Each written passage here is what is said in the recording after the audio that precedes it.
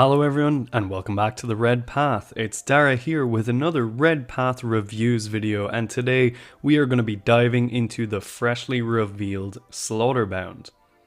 This 8-bound character has just dropped for the World Eaters and has caused quite a stir in the community. It's a very exciting addition to our range and there's a lot to discuss, but rest assured we will cover it all. Today's video is going to focus entirely on the miniature's aesthetic, focusing on the sculpt, the good, the bad and the ugly, and possible alternatives if you just can't wait to get them into your hands. In the next couple of days, Brian and Jamie will be dropping another video which dives into the ramifications of this model and our impending codex for the tabletop. But for now, we'll break this guy down from a hobbying perspective, so grab yourselves a brew and let's get into it.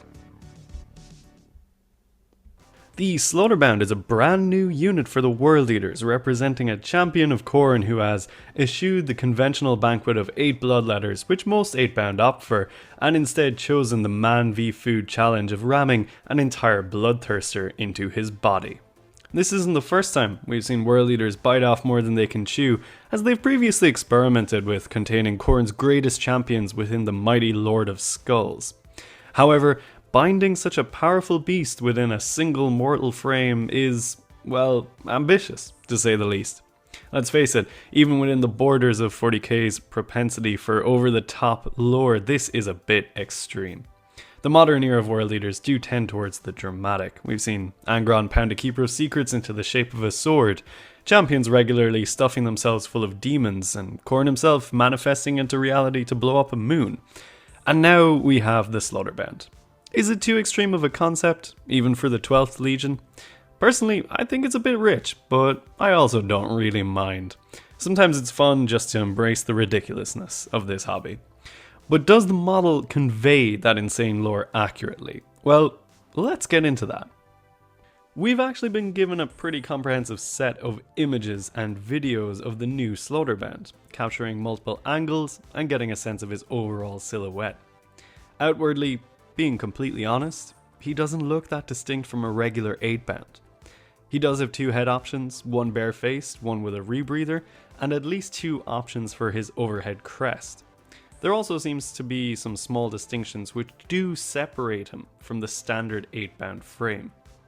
Notably, one of the more interesting aspects of the miniature is that it looks to have some variant of the Jackal stim tank mounted over its shoulders. These are wired straight into the miniature's arms, presumably to amplify his strength or maybe better channel the demon writing within. I'm quite curious about these and hope there's some lore about what it is that they do for this model. The other key feature here is the mutated flesh chainsaw arm, which we saw in the rumor engine some months ago. It's a pretty cool aesthetic, but I think the flat blade aspect does blend into the muscles of the upper arm a bit too aggressively, making the entire arm seem like one long rectangle.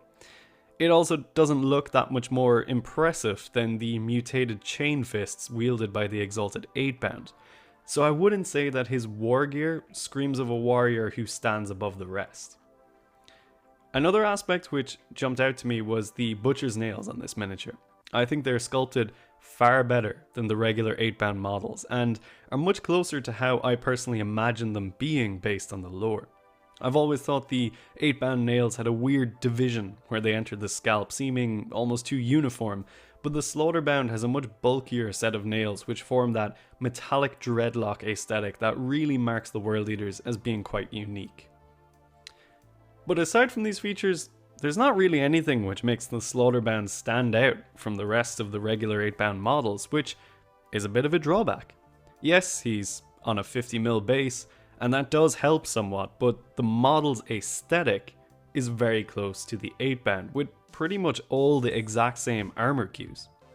Being completely honest, I've converted 8-bound champions who stand out more than this guy, and I think that's probably one of the biggest letdowns here for me. I don't mind that the armor is pretty much identical, but I think Games Workshop could have gone for a more esoteric weapon loadout, or made a head which is a bit more mutated and warped, to represent the fact that this guy literally has a bloodthirster inside of him.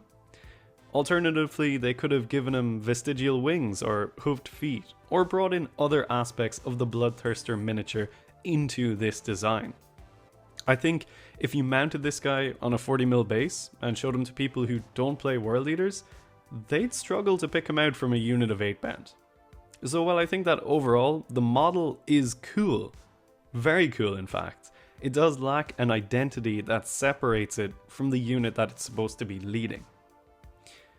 But let's move on to the build options. As I mentioned, we've already seen different head options for this guy, and while the main promo image uses the fully exposed head, I think the glimpse we got of the rebreather variant is far superior. Personally, I've always had a bit of an issue with the 8-bound heads. They sort of look like someone who's straining too hard in the toilet, but the Slaughterbound head is better than them for sure. And even then, it still looks a little bit weird to me. However, that rebreather variant, it's much more menacing. It has some of the parallels with the new Goremonger masks, echoing the Khorne demon aesthetic, while also having plenty of similarities to 8-bound rebreather heads already available. The alternative build we've seen also includes a variation of the top crest in the form of the classic fusion of Khorne and World Eater symbology. I think again, this variant is much better than the promo image and adds to the retro vibe to the miniature. But there's one very important build option that we haven't addressed, and remains something of a mystery. Can you build him topless? Well, being the nerd that I am, I had a really scrutinous look at the miniature, and I think, based on what I can see, that there will be an option for this guy to rock the 8-bound Baywatch look. If we really zoom in on the promo piece, you can see slight variation where the chest plate joins to the back plate, indicating that multiple pieces come together here. This is basically identical to the 8-bound armor, so I can only assume that it means you'll be able to rock this guy shirtless. So it's good to know that we can get this guy ready for the beach without any conversion work. And the last discussion point for the actual model that I have is the posing. Personally, I think this is a weak aspect of the miniature, maybe even the weakest one. It's a very big problem that I have with all the 8-bound models, especially since we know that Games Workshop can now do dynamic posing quite well. But the Slaughterbound, just like the standard 8-bound, isn't really doing anything. It's a very static pose which doesn't convey the ferocity or dynamism that I assume much of the community wants from World Eater models. He's swinging one arm out and high, but is otherwise very static, so it's a bit unclear what's actually happening with his movement. It's somewhere between standing still and moving, and overall results in a miniature which doesn't really make a lot of visual sense when we try to imagine what he's actually doing in the moment of capture. In my opinion, it's a big flaw of the piece, and one which actually can be rectified with a little bit of work. And that will lead us nicely into the second part of this video, kit bashing and converting the Slaughterbound. Interestingly, one of the biggest weaknesses of the Slaughterbound is also one of its greatest strengths.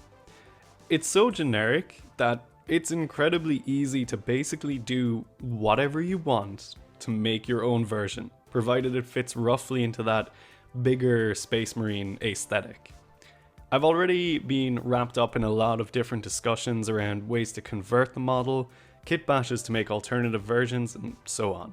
And much like the Master of Executions, I think we're going to see a lot of community variation out in the wild very soon, and I think that is quite exciting.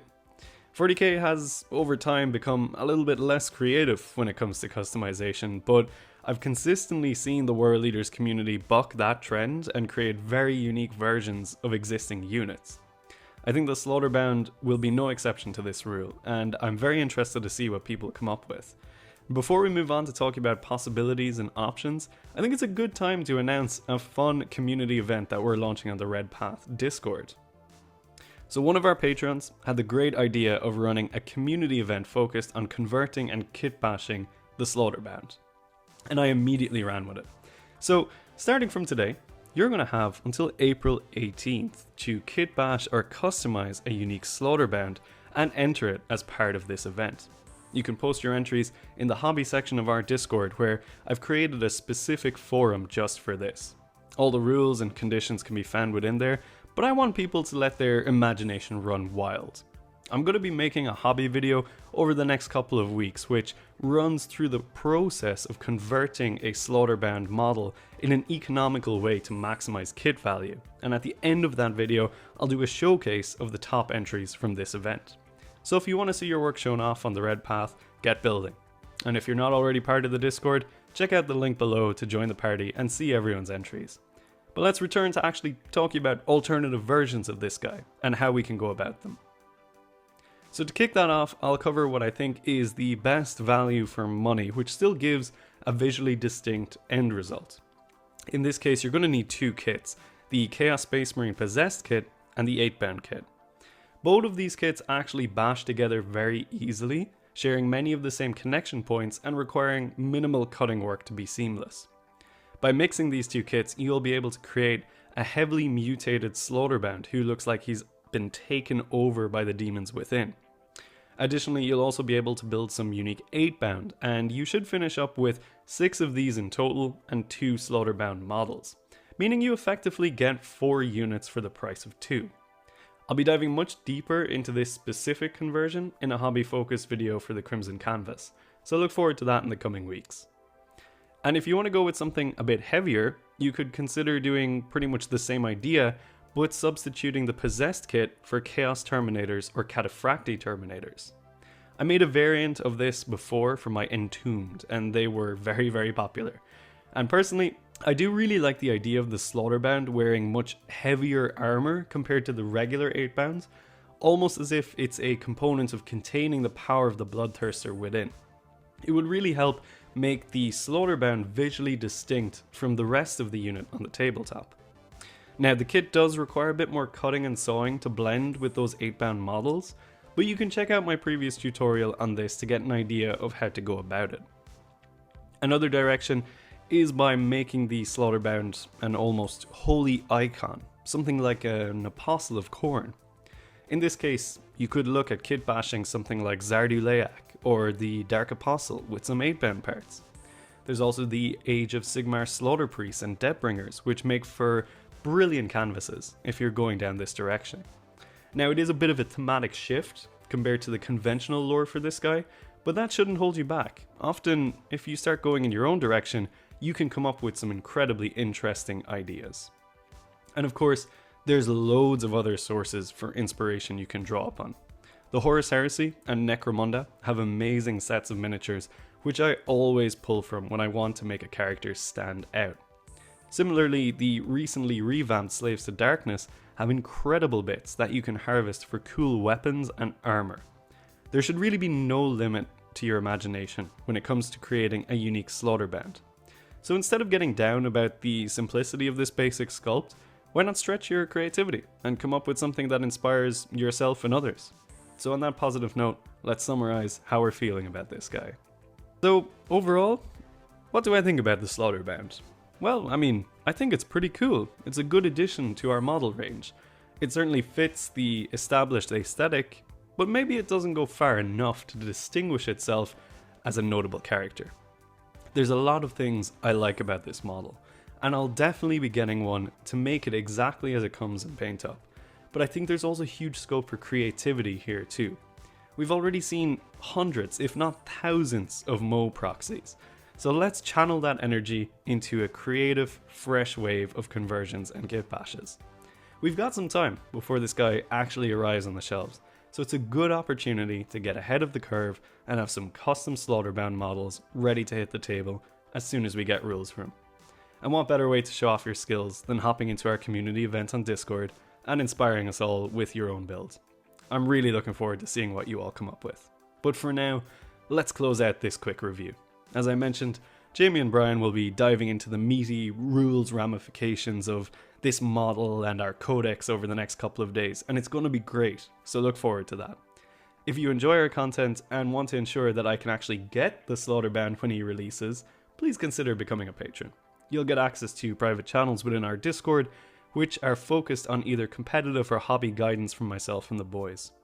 As always, that support goes a really long way and means a lot. But if you can't do it, just liking and commenting down below is a big help. Maybe even let us know what kits you're looking at to convert up the Slaughterbound, or let me know what you think yourself about this new model. But for now, I've been Dara. You've been watching The Red Path. So stay healthy, stay safe, and kill, maim, burn.